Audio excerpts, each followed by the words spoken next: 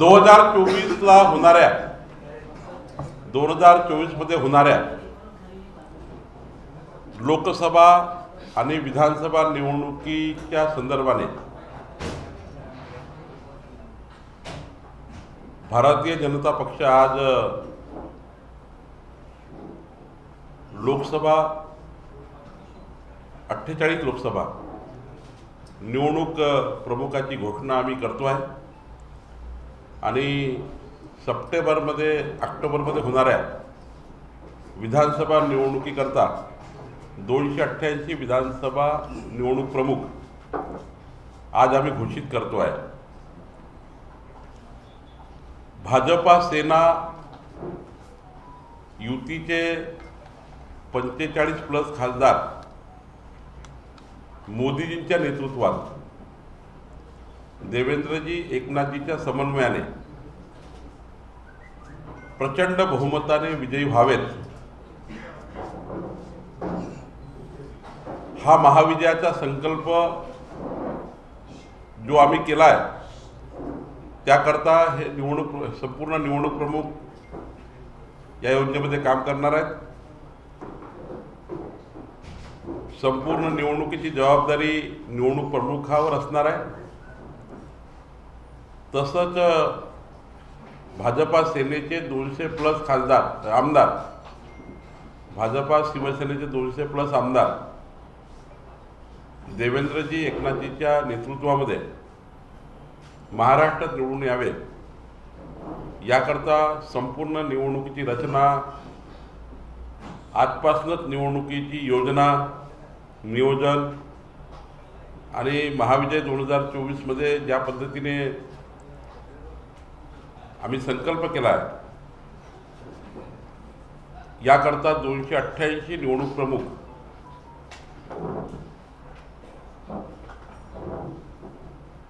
पूर्ण वेळ या ठिकाणी आजपासून कामाला लागणार आहे। त्यांची घोषणा 288 नावं मी तुम्हाला संपूर्ण PDF देतो आहे। तर साधारण लोकसभेची नावं लोकसभा निवडणूक प्रमुखाचे मी या ठिकाणी जाहीर करतो आहे।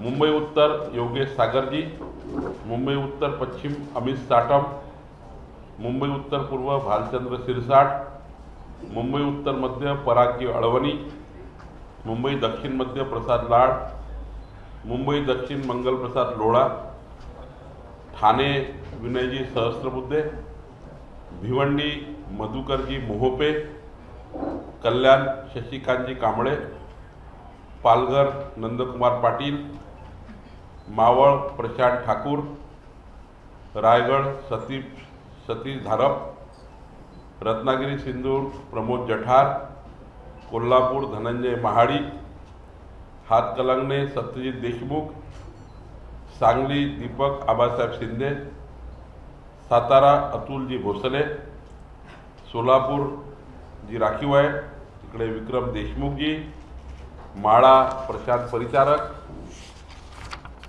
धाराशिव श्री नितीन काळे, लातूर जी राखीव आहे दिलीप देशमुखजी, बीड राजेंद्र मस्के, नांदेड व्यंकटजी गोजेगावकर, संभाजीनगर समीर राजूरकर, जालना विजय अवताळे, परभणी रामप्रसाद बोर्डीकर, हिंगोली रामराव वडकुते, नाशिक केदारनाथ अहेर, दिंडोरी बाळासाहेब सानप, शिर्डी राजेंद्र गोंदकर, अहमदनगर बाबासाहेब वाकडे, जळगाव डॉक्टर राधेश्याम चौधरी, रावेर श्री नंदू महाजन, धुळे राजवर्धनजी कदमबांडे, नंदुरबार तुषारजी रंधे, अमरावती जयंत डेहनकर, यवतमाळ वाशिम नितीन भुतळा, बुलढाणा विजयराजे शिंदे, अकोला अनूप धोत्रे,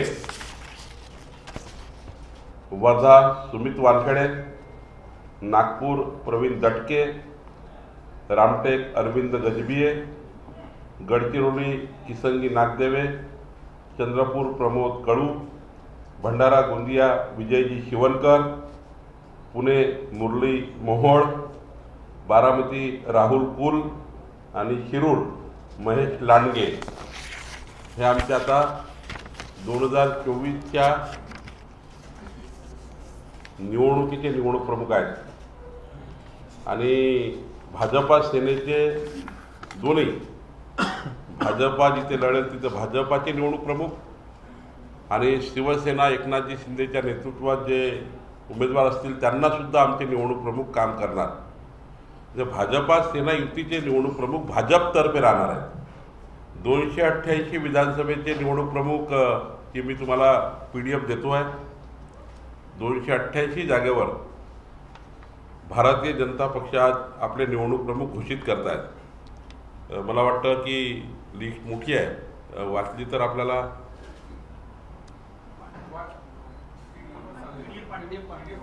PDF चालेल. PDF चालेल, ठीक. तर मोदी @9चेही मोठ्या प्रमाणावर 11 कार्यक्रम जे आम्ही योजना केली आहे केंद्रीय भाजपाने. मोदींच्या 9 वर्षाचा कार्यकाळ 11 कार्यक्रमाच्या माध्यमातून 3 कोटी घरापर्यंत पोहोचवण्याची योजना मोदी @9 सुरू झाली आहे 30 मे ते 30 जून. आणि त्या संदर्भाने 10 तारखेला माननीय अमित भाई यांची जाहीर सभा संपर्क ते समर्थन ही जाहीर सभा नांदेडला 5:30 वाजता 10 तारखेला होते. लवकरच एक सभा माननीय राष्ट्राध्यक्षाची होईल. आम्ही प्रयत्न करतो आहे की माननीय पंतप्रधान मोदीजींची एक सभा महाराष्ट्रात व्हावी. केंद्रीय नेतृत्वाच्या नितीनजी आणि सर्व केंद्रीय नेतृत्वाच्या सभा 48 लोकसभेत व्हाव्या. 288 विधानसभेतही मोठ्या प्रमाणावर सभा व्हाव्यात. आमचे या अभियानाचे प्रमुख रवींद्र दरेकर या ठिकाणी आहेत आणि या सभाच्या माध्यमातून 3 कोटी जनतेपर्यंत घर चलो अभियान 3 कोटी परिवारामध्ये एका विधानसभा मतदारसंघात 60,000 घरी आम्ही जातो आहे. सरळ ॲपमध्ये मोठ्या प्रमाणावर नोंदणी करतो आहे. महाराष्ट्राच्या सरकारच्या आणि केंद्र सरकारच्या कामाचा संपूर्ण एक पुस्तिका घरोघरी आम्ही पोचवतो आहे. टिफिन बैठकाही सुरू केलेल्या आहेत. माननीय देवेंद्रजींनी नागपूरमध्ये बूथवर आमच्या काम करणारे प्रमुख आणि शक्ती केंद्र 5 बूथला एक शक्ती केंद्र असतो आमच्याकडे, अशी टिफिन बैठक 4 तास घेतली. मी काल अक्कलकोटमध्ये सोलापूर जिल्ह्यात अक्कलकोट विधानसभेमध्ये श्री स्वामी समर्थाचं दर्शन घेऊन एक टिफिन बैठक मी घेतली. 500 भारतीय जनता पार्टीचे पदाधिकारी, बूथ प्रमुख, शक्ती केंद्र प्रमुख हजर होते. महाराष्ट्रात संपूर्ण 288 विधानसभेत टिफिन बैठका होणार आहे. आमचे प्रत्येक कार्यकर्ते आपल्या घरी टिफिन घेऊन येतील आणि आम्ही सोबत 3 तास 4 तास सोबत कार्यकर्त्यांसोबत बसणार आहोत.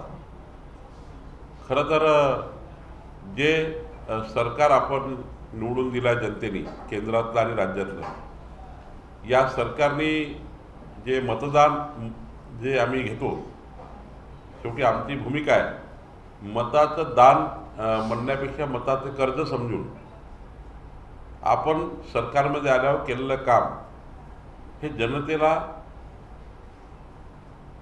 काम करून कर्ज आणि व्याज परत करण्याची भूमिका भारतीय जनता पार्टीची नेहमीच राहिली आहे. जो मॅन्युफॅक्चरो आम्ही देतो तो मॅन्युफॅक्चरो सरकारमध्ये आल्यावर पूर्ण करून कसा जनतेमध्ये जाईल याकरता प्रत्येक वर्षीचा लेखाजोखा आम्ही समाजापर्यंत पोहोचवतो.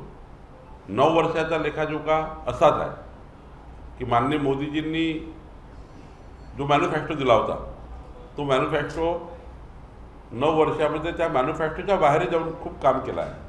ते काम आम्ही पोहोचवतो आहे. देवेंद्रजी एकनाथजीचं सरकारचं काम आम्ही पोहोचवतो आहे.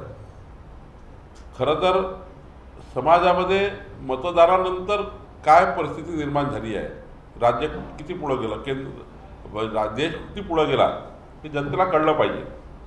शेवटी जनतेला मतदान केल्यानंतर कळत नाही की देशात काय झालं, महाराष्ट्रात काय झालं. कमी लोकांना त्या ठिकाणी आपण बघतो की मीडिया, इलेक्ट्रॉनिक मीडियावर, पण संपूर्ण जनतेला कळलं पाहिजे ज्यांनी आम्हाला मत दिलं की आम्ही काय करतो आहे, तुमच्या मताचं काय झालं, मतदानानंतर काय स्थिती झाली देशाची, मतदानानंतर राज्य कसं बदलतं आहे हे मांडणं आमची जबाबदारी आहे.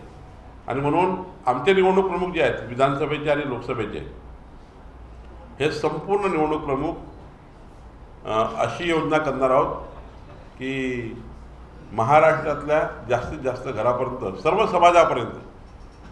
समाजापर्यंत पोहोचवण्याची आमची योजना आहे. आणि मला वाटतं श्रीकांत भारतीयांच्या नेतृत्वात जे महाविजय 2024चा आम्ही संयोजक म्हणून काम सुरू केलं आहे, तर जो आम्ही टार्गेट ठेवला आहे 45+ लोकसभा भाजप सेना आणि 200 विधानसभा भाजप सेना. शेवटी सरकार हे आमच्याकरता साधन आहे, हे आमचं साध्य नाही आहे. साधन आमच्याकडे आम्ही याच्याकरता सरकार असतं की याच्यातनं आम्हाला महाराष्ट्राला क्रमांक 1 करण्याचं व्हिजन जे देवेंद्रजी एकनाथजीमध्ये आहे, त्या व्हिजनला सरकार लागतं. महाराष्ट्र जर देशात क्रमांक 1 वर आणायचं असेल तर देवेंद्रजी एकनाथजीला जे व्हिजन आहे त्या व्हिजनला संघटनेचं पाठबळ द्यावं लागतं. कारण संघटनेशिवाय आम्ही निवडणुका लढत नाही किंवा निवडणुका आहे संघटनेच्या भरोश्यावर लढतो. आणि त्यामुळे निवडणूक प्रमुख आणि आमची व्यवस्था उभी करावी लागतं. आणि देशामध्ये मोदींच्या नेतृत्वात जगातला सर्वोत्तम भारत जी संकल्प मोदीजींनी केला आहे, त्या संकल्पाला साथ देण्याकरता 45 आम्ही लोकसभेचा टार्गेट तयार केला आहे. मला वाटतं आम्ही यातनं पुढे जाऊ.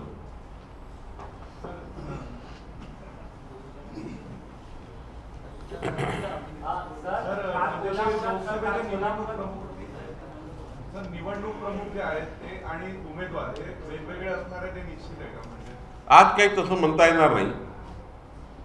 निवडणुकीच्या उमेदवाराची घोषणा ही संपूर्ण केंद्रीय पार्लमेंटरी बोर्ड करतं. त्यामुळं आज मला तर निवडणूक प्रमुख हे घोषित करून तयारी करण्याची योजना महाराष्ट्र भाजपाची आहे. यातनं उमेदवार कोण होतील हा संपूर्ण अधिकार केंद्रीय पार्लमेंटरी बोर्डाचा आहे. महाविकास आघाडी 3 पक्ष एकत्र असताना भारतीय जनता पक्ष त्यांना कसा सामोरा जाऊ शकते आणि ते एकत्र राहिले तर भारतीय जनता पक्षाचं जे मत मिळण्याचं प्रमाण आहे ते त्यांच्यासमोर कमी होणार. मला वाटतं की माननीय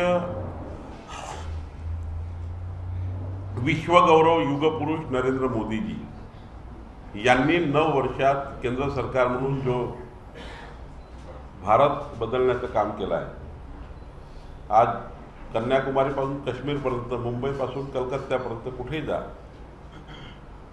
एक 9 वर्षामध्ये बदललेला भारत दिसतो आहे संपूर्ण क्षेत्रामध्ये. त्या एक मोठी शिदोरी आमच्याजवळ आहे, एक मोठी शिदोरी आहे. ही समाजामध्ये आम्ही मोदीजींनी केलेलं काम पोचवायला गेल्यावर मी 4 घरी गेलो. मी परवा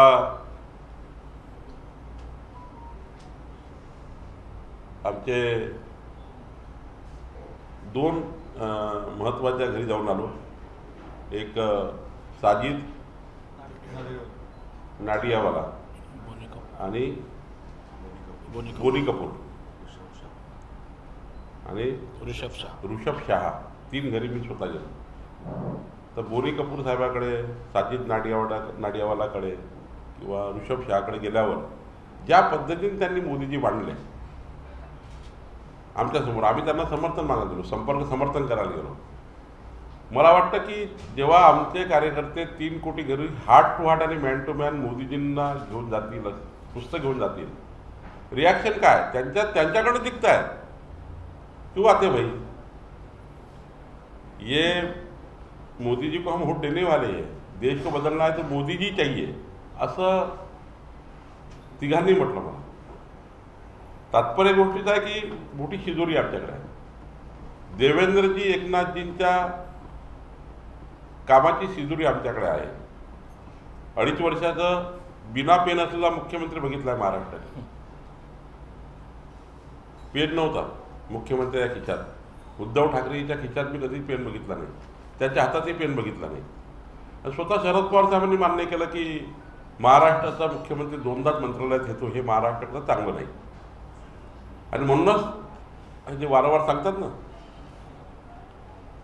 50 खोके वगैरे, 50 खोके वगैरे नाही आहे. उद्धव ठाकरे आणि सरकारमध्ये जर आम्ही राहिलो असतो तर आम्ही सर्व पराभूत झालो असतो. उद्धव ठाकरेच्या सरकारमध्ये आम्ही राहिलो असतो तर सारे पराभूत झालो असतो एकनाथ शिंदे सहित. ही भावना जेव्हा त्यांच्या मनात तयार झाली तेव्हा त्यांनी वेगळा निर्णय घेतला. हा खरा सरकार बदलण्यामागचा हेतू होता, हा त्यांचा हेतू होता. कारण त्यांना हे माहीत होतं की आमच्या मुख्यमंत्र्यांच्या खिशात पेन नाही आहे. अजितदादा सकाळी 7 पासून रात्री 10 वाजेपर्यंत मंत्रालय राष्ट्रवादी काँग्रेसकरता चालवत आहे. ते 100ची तयारी करताय, आम्हाला 10वर आणण्याची तयारी करताय.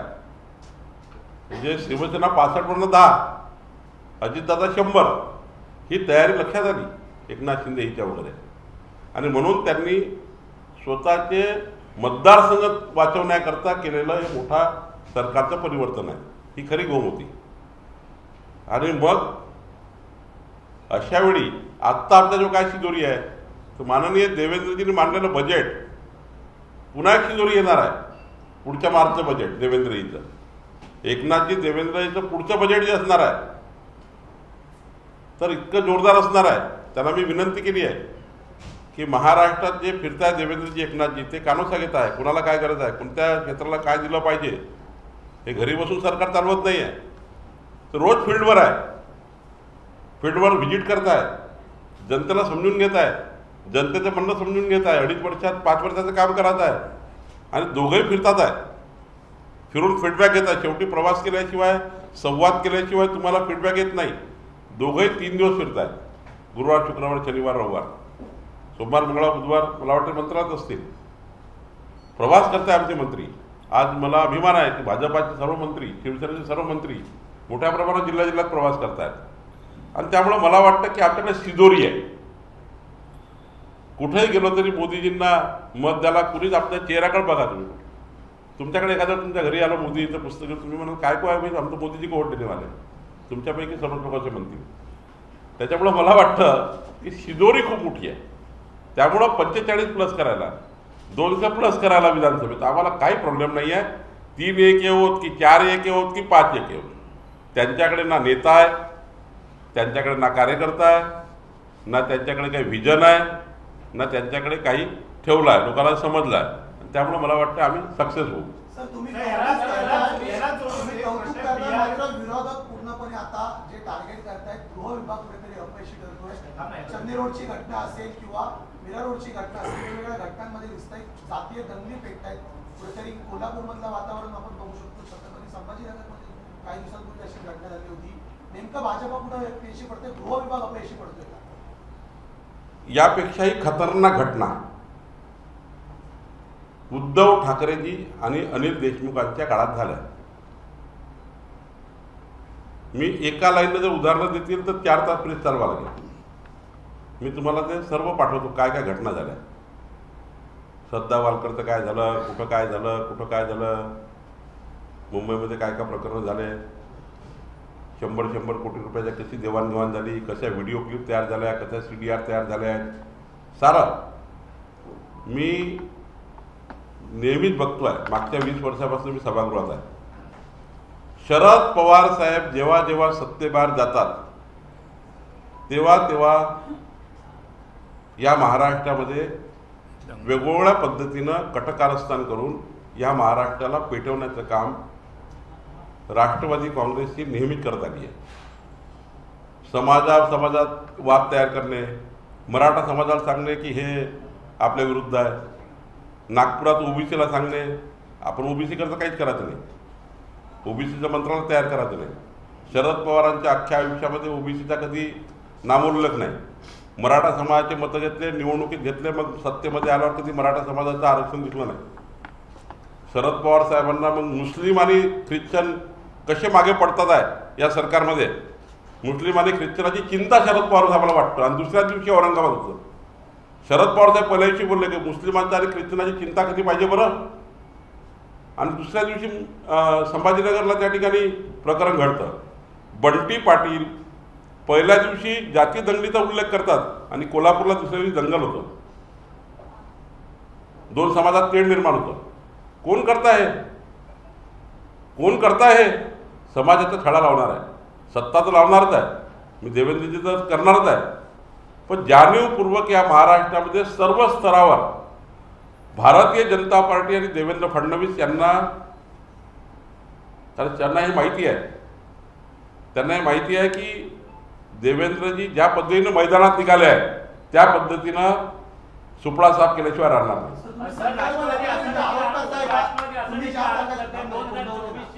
लोकसभा निवडणुका डोळ्यासमोर ठेवून अशा दंगली करतात राष्ट्रवादी. कोण करताय? काय परवा काय म्हटलं शरद पवार साहेब? हे सरकारमध्ये सर काय बोलले? म्हणजे ते सरकारच्या बाहेर जातात तेव्हा सामाजिक उल्लेख करतात. शरद पवार साहेबांनी काय म्हटलं की मुस्लिम आणि ख्रिश्चन यांच्याबद्दल मला चिंता वाटतं. आणि दुसऱ्या दिवशी संभाजीनगरला घटना होते. बंटी पाटील 2 दिवसापहिले म्हणतात की दंगली होऊ शकतात, तेढ निर्माण होऊ शकतं, दुसऱ्या दिवशी परिस्थिती निर्माण होते. खरं तर मी 50 गोष्टी सांगू शकतो. सत्तेच्या बाहेर गेल्यावर समाजाला कसं कसं भडकवलं, मराठा समाजाला कसं भडकून मोर्चे काढायला लावले. मराठा समाजाचं आरक्षण देण्याचा कधीच सत्तेमध्ये निर्णय घेतला नाही, देवेंद्रजींनी घेतला. मग ओबीसी समाजाला कधीच काही दिलं नाही, नागपुरात मोठ्या मोठ्या गोष्टी करतायत. मग त्या ठिकाणी मुस्लिम समाजामध्ये तेढ निर्माण करतायत. जेव्हा सत्तेमध्ये जातात तेव्हा मुस्लिम समाजाकरता काही बोलत नाही. अल्पसंख्याक मुस्लिमाकरता भारतीय जनता पार्टी काम करते आहे, पण मुस्लिमाला सांगताय तुम्ही असुरक्षित आहात, मागासवर्गीयाला सांगताय तुम्ही घटना बदलून द्याल. म्हणजे जेव्हा जेव्हा शरद पवार साहेबांनी राष्ट्रवादी काँग्रेस सरकारच्या विरुद्ध बाहेर गेली तेव्हा त्यांना सारं आठवतं. आणि सरकारमध्ये आल्यावर मात्र उद्योगपती आठवतात, बिल्डर आठवतात.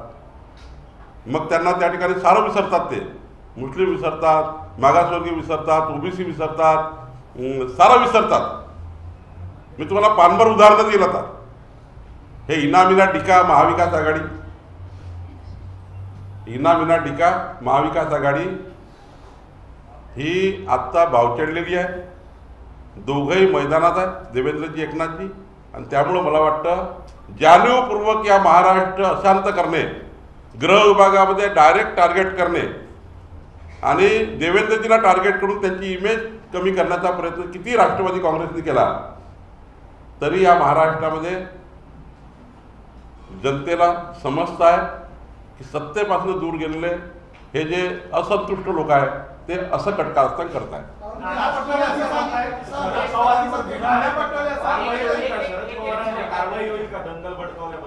शरद पवारांवर कारवाई होईल का दंगल भडकावल्याबद्दल? किंवा ते पोलीस विभाग आपल्या पद्धतीने निरीक्षण करतील, काय निरीक्षण नोंदवतील.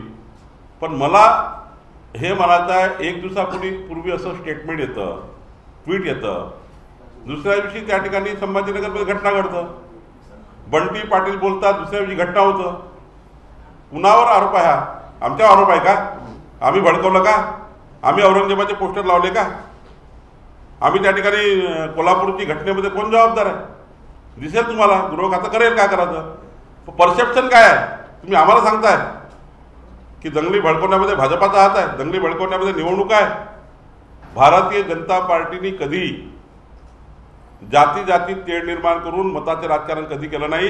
मताचं लागून चालन करून मुस्लिम मतं, मागासवर्गीय मतं जमा करण्याकरता आणि सत्तेमध्ये पुन्हा येण्याकरता त्याकरता सारं काही करायचं हे कटकारस्थान विरोधी पक्षाचं आमचं नाही. सर, औरंगजेब असेल किंवा टिपू सुलतान असतील, गेल्या महिनाभरामध्ये यांचे पोस्टर्स येत आहेत, स्टेटस ठेवले जातात.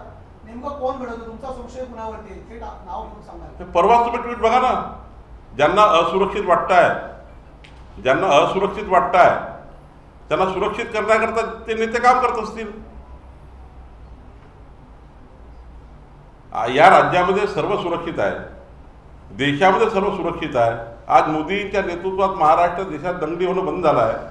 आणि आता सत्तेबाहेर गेल्यामुळं पुन्हा हे मतं कन्सोलिडेट करण्याकरता, हे मतं जोडण्याकरता जे लोक, आम्हालाही गरज पडत नाही आहे. आमच्याजवळ मोदीजी आहे, आमच्याजवळ सिद्धोरी आहे, आमच्याजवळ देवेंद्रजी आहे, आमच्याजवळ नितीन गडकरी सारखे नेते आहेत, आमच्याकडे देशातले एकाहून एक मोठे मोठे केंद्रीय मंत्री आमच्याकडे जे रात्रंदिवस काम करत आहेत. भारत बदलतात आहे, महाराष्ट्र बदलवत आहेत. त्यांच्याकडे काय? त्यांच्याकडे नुसतं हेच आहे, या समाजाला सांगा तुमच्या विरोधात आहे, त्या समाजाला सांगा तुमच्या विरोधात आहे, याला म्हणतील ये ऐसा कर देंगे ते तैसा कर देंगे, दिवसभर नरेटिव्ह सेट करतात. संपूर्ण घटनाला जे जबाबदार आहे ते विरोधी पक्षाचे काही नेते या महाराष्ट्रामध्ये या पद्धतीने करतात आहे. मी सर्व समाजाला विनंती करेन, मुस्लिम समाज असेल, हिंदू समाज असेल, या लोकांच्या भडकाव्यात जाऊ नका. आरोपीला खरं जर विचारलं ना चांगलं गृह खात्याने आपल्या पद्धतीनं सांगतील नाव. खरं तर या महाराष्ट्रामध्ये अशांतता पसरवण्याकरता विरोधी पक्ष जबाबदार आहे. सत्ताधारी पक्ष योग्य या ठिकाणी तळा लावतील. आणि मला वाटतं देवेंद्रजी गृहमंत्री आहे, प्रचंड त्यांची क्षमता आहे. 5 वर्ष मुख्यमंत्री गृहमंत्री म्हणून त्यांनी काम केलं आहे. ते शेवटला जातीलच, सांगतील सभागृहात जुलैमध्ये कोणी कोणी काय केलं, त्याचा तपास सुरू असेल. आज काही मला तेव्हा बोलता येणार नाही. पण मला जी साखळी दिसते, एक ट्विट येतं संभाजीनगरची घटना घडतं, एक ट्विट येतं कोल्हापूरची घटना घडतं, कोण देतं याला पाठबळ? कुणाचं राजकीय संरक्षण आहे? आणि मला वाटतं म्हणून या ठिकाणी महाराष्ट्राच्या जनतेने हिंदू मुस्लिम मागासवर्गीय सर्व समाजाने एकीकरण करून असे जे दुष्कृत्य करणारे लोक आहेत त्यांना या महाराष्ट्रामध्ये पुन्हा असं होऊ नये, हा महाराष्ट्र शांत राहावा अशी आमची जनतेला मागणी आहे, जनतेला विनंती आहे. जनतेला विनंती आहे माझी पक्षातर्फे की अशा घटनापासून दूर राहावं. दुष्कृत्य करणाऱ्या लोकांना तात्काळ पकडून देऊन त्या ठिकाणी अशा लोकांवर कारवाई करण्याकरता सरकारला मदत केली पाहिजे. महाराष्ट्र में क्या अशांति फैलाने के लिए, सरकार को डिस्टेबलाइज करने के लिए ये पॉलिटिकल कॉन्स्पिरेसी हो रही है क्या? यस, हाँ, ये महाराष्ट्र में कई बार हुआ है. जब जब राष्ट्रवादी कांग्रेस और शरद पवार साहब सत्ता के बाहर जाते हैं, ये महाराष्ट्र के 40 साल के 50 साल के इतिहास में कई बार ऐसा हुआ है.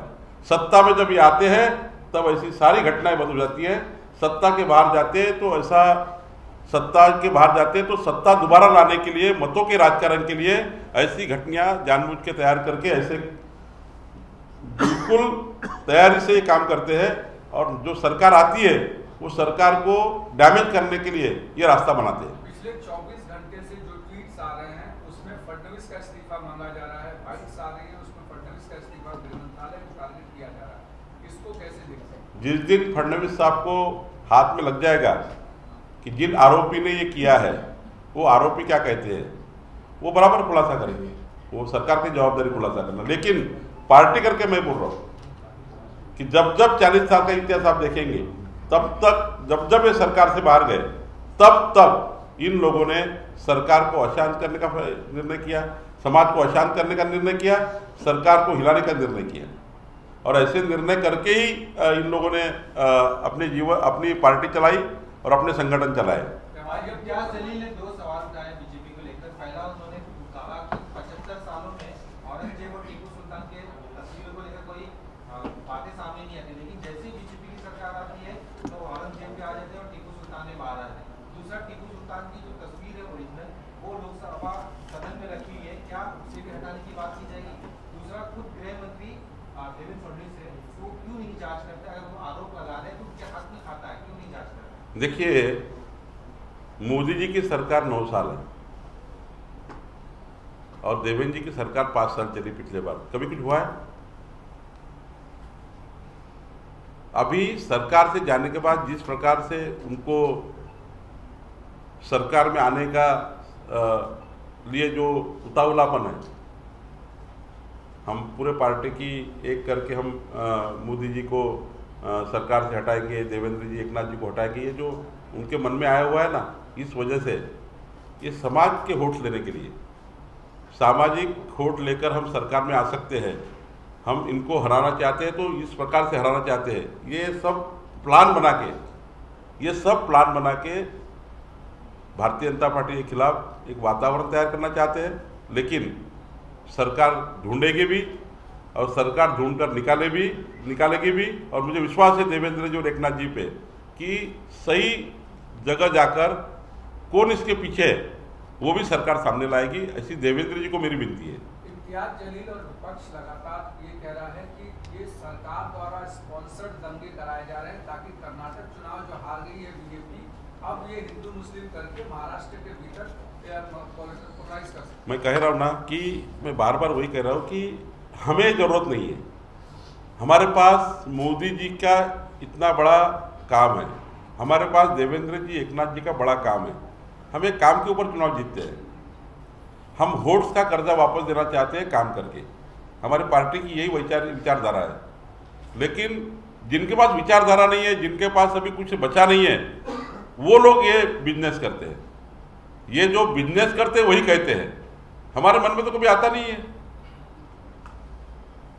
नाना पटोले असं म्हणतायत की बीआरएस जो पक्ष आहे तो भाजपने एक दुकान म्हणून घेऊन आलेले आहेत, कारण की मतांचं विभाजन करण्यासाठी अशा पद्धतीची नवीन नवीन दुकानं उघडली जातात निवडणुकीच्या काळामध्ये। बी टीम आहे भाजप। नाना पटोलेजी बद्दल आता काय त्याच्या वैचारिक पातळीबद्दल बोलावं। त्यांना जिथे थेट तयार होतो त्यावेळी त्यांना बी टीम दिसते, सी टीम दिसते, डी टीम दिसते। वज्रमूठ ढिली पडण्याची, सैल पडण्याची परिस्थिती निर्माण झाली आहे आणि आता मोठ्या प्रमाणावर पक्षप्रवेश भारतीय जनता पार्टीत होणं सुरू झालं आहे। आणि म्हणून आता उद्याचा होणारा पराभव नाना पटोलेला लवकरच दिसतो आहे आणि म्हणून त्यांनी आता ए टीम, बी टीम, सी टीम म्हणणं चालू केलं आहे। ही बी टीम कोणाची आहे हे नाना पटोलेला माहीत आहे। त्यांनी आपले माणसं पाठवले आहेत मोठ्या प्रमाणावर। एक सवाल ये है कि आपने आज अनाउंसमेंट किया 48 लोकसभा सीटों के लिए प्रभारी, उसमें कई विधायक, चुनाव प्रमुख, इलेक्शन इंचार्ज, चुनाव प्रमुख, तो उसमें कई विधायक भी हैं। क्या विधायकों को ये एडिशनल जिम्मेदारी दी जा रही है अपनी विधानसभा छोड़ के, और या फिर उनकी जगह नए उम्मीदवार बीजेपी करेगी, इसलिए उनको अभी से नई जिम्मेदारी दे दी गई? जो 48 लोकसभा के इलेक्शन इंचार्ज है, कई विधायक भी है, कद्दावार नेता है जो उस सीट के लिए इलेक्शन इंचार्ज करके काम करेंगे। इलेक्शन इंचार्ज अगर सही रहा तो लड़ाई सही होगी। हमारे 288 विधानसभा के जो हमने इलेक्शन इंचार्ज बनाए वो भी हमने ऐसे ही किए हैं। हम लड़ाई विचारों से, विकास से लड़ना चाहते हैं, इसलिए कद्दावर नेता चाहिए चुनाव के लिए। महाविजय 2024 का हमने जब ऐलान किया है तो उसके लिए हम जो इलेक्शन इंचार्ज करके आज से ही 1.5 साल बाद होने वाली विधानसभा, 1 साल बाद होने वाली लोकसभा, हमने अभी से मोदी जी का और देवेंद्र जी का, केंद्र सरकार और राज्य सरकार का डेवलपमेंट का एजेंडा, आने वाले दिनों में हम क्या करना चाहते हैं वो एजेंडा, और 2024 के बाद 2029 तक क्या करना चाहते हैं देश में वो एजेंडा, ये तीनों लेकर जनता के पास जाने के लिए कद्दावार नेता की टीम चाहिए। इसलिए हमने इलेक्शन इंचार्ज घोषित किए हैं और ये शिवसेना भाजपा के दोनों कैंडिडेट के लिए है। शिवसेना भाजपा के दोनों कैंडिडेट के लिए हमारा इलेक्शन इंचार्ज है। जहाँ एकनाथ जी शिवसेना के माध्यम से लड़ेंगे उनको लिए भाजपा का हमारा इंचार्ज काम करेगा। हमने कहा है कि शिवसेना को हम भाजपा के कैंडिडेट से भी ज़्यादा बल देंगे, ये चुनाव प्रमुख हमारे काम करेंगे। सर तुम्ही आता म्हणाल की शिवसेनेच्या उमेदवारांना जास्त प्राधान्य किंवा पाठिंबा दिला जाईल, पण आता तुम्ही पाहिलं तर स्थानिक पातळीवर या दोन पक्षांमध्ये थोडेसे मतभेद दिसत आहेत। काल दिव्यामध्ये मुख्यमंत्र्यांच्या नेतृत्वाखाली विकास कामांचं उद्घाटन झालं, त्यावर भाजपने पूर्ण बहिष्कार टाकला होता। त्यांचं म्हणणं होतं की तिथे पोस्टरवर फडणवीस आणि रवींद्र चव्हाण याचे फोटो छापले गेले होते आणि भाजपला ते प्राधान्य देत नव्हते। तर ही समस्या तुम्ही कशी सोडवणार? काही ठिकाणी भाजपाचे किंवा शिवसेनेचे आपापल्या नेत्याचे काही कार्यकर्ते वेगवेगळं पोस्टर लावतात, ते कोणी सांगत नाही। ते एकनाथजी सांगत नाही की देवेंद्रजी सांगत नाही किंवा मी सांगत नाही। आता त्या ठिकाणी ते पोस्टर लावल्यावर सत्यपदा दुसऱ्या पक्षाला वाटतं की यांनी लावले। खरं तर आपापले समर्थक हे करत असतात आणि त्यामुळं त्याच्यात काही एवढा वाद होत नाही। आणि आम्ही समन्वय ठेवण्याकरता, त्या निवडणुकीचं पूर्ण निवडून आणण्याकरता, म्हणजे उद्या एकनाथ शिंदेचा जो उमेदवार असेल तो पूर्ण ताकदीने निवडून यावा, भाजपाची पूर्ण क्षमता इथे वापरावी, याकरता कद्दावार नेते आम्ही त्या ठिकाणी नेमले आहेत। असे काही जे काही छोटे मोठे प्रकरण घडले सत्तेमध्ये, युतीच्या सरकारमध्ये या गोष्टी घडणार आहे, काही ठिकाणी असं होणार, काही ठिकाणी तसं होणार, त्यावर समन्वय व्हावा ना। त्या ठिकाणी समन्वय व्हावा। भाजप तर कोण समन्वय करेल? तर आमचा निवडणूक प्रमुख करेल, समन्वयाची भूमिका ठेवेल आणि 100% एकनाथ शिंदेचे उमेदवार निवडून आणण्याकरता आमचा निवडणूक प्रमुख काम करेल. सर 2024 विस्ताराची सर गरज वाटते का? तुम्ही 2024 ची तयारी करताय, मात्र शरद पवार असं म्हणालेले आहेत की देशाचा ट्रेंड बदललेला आहे, त्यामुळे 2024 ला आपली सत्ता येऊ शकते. म्हणूनच महाराष्ट्रामध्ये या पद्धतीचं वातावरण तयार करण्याचं काम त्यांच्याकडनं होत आहे. माझा स्पष्ट आरोप आहे की त्यांना विकासावर जिंकता येत नाही. त्यांनी कधी डेव्हलपमेंटची भाषा केली नाही. त्यांनी कधी एकच काम केलं, समाजात तेढ निर्माण करणे, सत्तेच्या बाहेर गेल्यावर मोठ्या प्रमाणावर समाजात असंतोष निर्माण करणे, वेगवेगळे नरेटिव्ह सेट करणे, डोकं दिवसभर डेव्हलपमेंटवर न लावता नरेटिव्हवर लावणे, मीडियाला नरेटिव्ह देणे, सोशल मीडियाच्या माध्यमातून नरेटिव्ह तयार करणे, भाजपा आणि मोदीजी देवेंद्रजीच्या बद्दल त्या ठिकाणी सोशल मीडियाच्या टीम्स तयार करणे, मोठ्या प्रमाणावर ऑर्गनाईज टीम त्या ठिकाणी पे वर्कर्स तयार करणे, मोठ्या त्या ठिकाणी युनिट उघडणे, आणि आतापर्यंत सत्तेचा जो पैसा कमवला तो सत्तेचा पैसा या अशा विषारी प्रचारामध्ये लावून विषारी घटना घडवून ते एकंदरीत महाराष्ट्र अशांत करून देशामध्ये ही स्थिती निर्माण करण्याचा प्रयत्न करत आहे. पण मोदीजीवर लोकांचा विश्वास आहे, देवेंद्रजी एकनाथजीवर विश्वास आहे. किती तुम्ही सत्तेचा तुमच्याकडे असलेल्या पैशाचा गैरवापर केला, हा पैशाचा गैरवापर करतात आहे. मोठ्या प्रमाणावर त्या ठिकाणी वेगवेगळ्या पद्धतीने टीम्स काम करत आहेत. आणि त्यामुळं मला वाटतं की यामध्ये आम्ही 100% जिंकू. शेवटी जनतेला विकास पाहिजे आहे, जनतेला देशाकडे बघायचं आहे, जनतेला कळतं आहे की महाराष्ट्र आणि देश कोण वाचवणार आहे. अबू औरंगजेबाचं समर्थन केलंय. अबू आझमी ट्विट करून म्हणतात की औरंगजेब सेक्युलर होते आणि औरंगजेबांचं आम्ही म्हणजे औरंगजेब आलमगीर यांच्या सोबत मी आहे असं म्हणून त्यांनी ट्विट केलं. आता हे किळसवाना प्रकार आहे ना. ज्या औरंगजेबानी हजारो लाखो मावळे मारले, ज्या औरंगजेबानी इतिहासामध्ये बघितलं तर कितीतरी आपल्या महाराष्ट्राच्या देशातल्या महिलांच्या त्या ठिकाणी ज्या पद्धतीने अत्याचार केले, कितीतरी हिंदू धर्माचे मंदिरं तोडले, हा इतिहास आपल्यासमोर साक्षी असताना औरंगजेबाबद्दल एवढं प्रेम दाखवणे, तर निवडणुकीत जनता नक्की फैसला करेल. निवडणुकीत जनता फैसला करेल या गोष्टीचा की औरंगजेबाचं समर्थन करणे. आणि मोठ्या प्रमाणावर शरद पवार साहेबांनी सुद्धा मुस्लिम आणि ख्रिश्चन धर्म कसा त्या ठिकाणी धर्माबद्दल त्या ठिकाणी त्यांनी जे सांगितलं की यांचा धोका आहे, मला चिंता वाटतं, याच्याबद्दल जनता निर्णय करेल. सर, मीरा रोड में जो है जघन्य अपराध हुआ है, जो एक महिला का वध कर दिया गया, टुकड़े कर दिए गए, उसको लेकर भारतीय जनता पार्टी के नेताओं की तरफ से ये पब्लिक आउटरीच क्यों नहीं दिख रहा है? जैसा हमने जब एमपी के सरकार में जब श्रद्धा वालकर का केस हुआ था, जब आप लोगों की तरफ से इतने पुरजोर तरीके से प्रोटेस्ट हुआ था, इस वक्त वो प्रोटेस्ट क्यों नहीं नजर आ रहा? देखिए, जब सरकार में हम होते हैं तो सरकार की पूरी कार्रवाई अच्छे से होनी चाहिए, इसलिए सरकार की पार्टी उनको विनती करती है. सरकार का काम है, हमारा काम है पूरी तरह से सरकार को इनपुट देना, सरकार में ताकत से देवेंद्र जी और एकनाथ जी को उसके ऊपर कार्रवाई होनी चाहिए.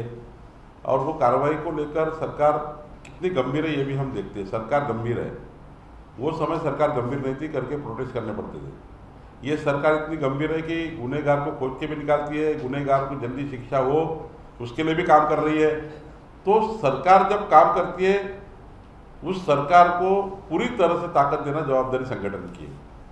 हमारी सरकार काम कर रही है, हमारी सरकार खोज कर निकाल रही है, हमारी सरकार तुरंत जेल में डाल रही है, हमारी सरकार उसको तुरंत अंजाम तक पहुंचाना चाहती है.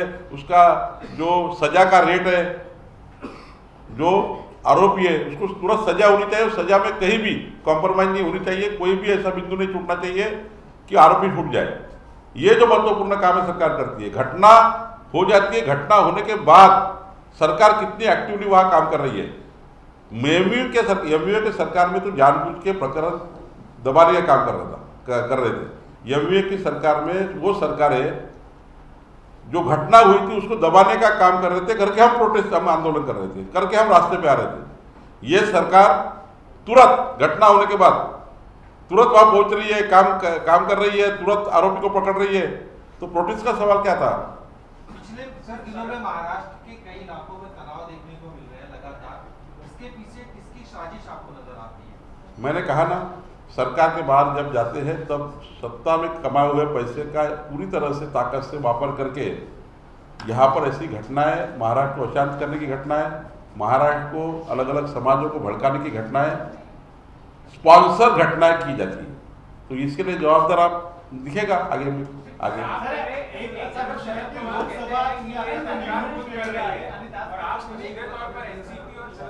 सरकार क्यों करेगी भाई? सरकार को क्या जरूरत है? देवेंद्र जी, एकनाथ जी को ये करने की जरूरत क्या? हमको क्या जरूरत है? हमें तो हमारे पास तो बताया ना, हमारे पास इतनी सारी चीजें हैं कि हम जनता का वोट ले लेंगे। हमारे पास पूरी विकास की डेवलपमेंट की गाथा है। हमारे पास इतना बड़ा किताब है 9 साल का मोदी जी का, जो हमारे लिए काफी है। देवेंद्र जी, एकनाथ जी के सरकार का किताब हमारे पास वो काफी है। माननीय देवेंद्र जी ने 5 साल काम किया, वो हमारे पास किताब है। हम जनता के पास जाएंगे, जनता बोलेंगे हाँ देवेंद्र जी ने काम किया, हाँ एकनाथ जी काम कर रहे हैं, हाँ मोदी जी ने देश को बदल दिया है। पूरा वर्ल्ड बोल रहा है मोदी जी ने देश बदल दिया है। हमारे पास पूरा इतना बड़ा जत्था है जो जनता हमें वोट देगी। जब अपोजिशन के पास कुछ नहीं है करके अपोजिशन ऐसी घटना करके, ऐसे घटनाओं को तूल देकर इस महाराष्ट्र को अशांत करने का प्रयास कर रही है।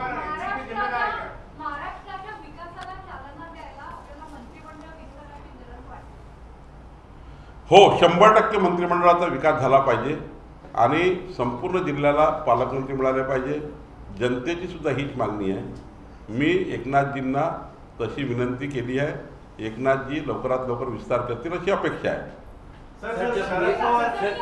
पहिल्यांदा युती सरकार आलं तेव्हा शरद पवारांनी म्हणजे एकदा गोपीनाथ मुंडेंनी सभागृहात असं म्हटलं होतं की गेल्या 5 वर्षात एकही दंगल महाराष्ट्रात झाली नाही, आणि तेव्हा मला वाटतं पवारांनी त्याचं उत्तर असं दिलं होतं किंवा विरोधी पक्षांनी की दंगल करणारेच सत्तेत बसल्यावरती दंगली कशा होतील, आणि आज मात्र ते शरद पवार असं म्हणतात की सत्तेत बसलेले दंगली घडवतात।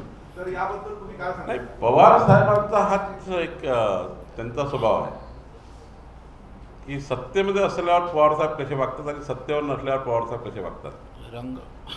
आणि त्यामुळं सत्तेवर नसल्यानंतर पवार साहेब किंवा त्यांचे जे लोक आहेत ज्या पद्धतीने नरेटिव्ह सेट करतात की सरकारमध्ये अस्वस्थता निर्माण करणे, सरकारबद्दल लोकांचं मत खराब करणे, याकरता काय वाटेल त्या गोष्टी करायच्या आहेत आणि त्याचे उदाहरणं तुम्हाला दिसत आहेत।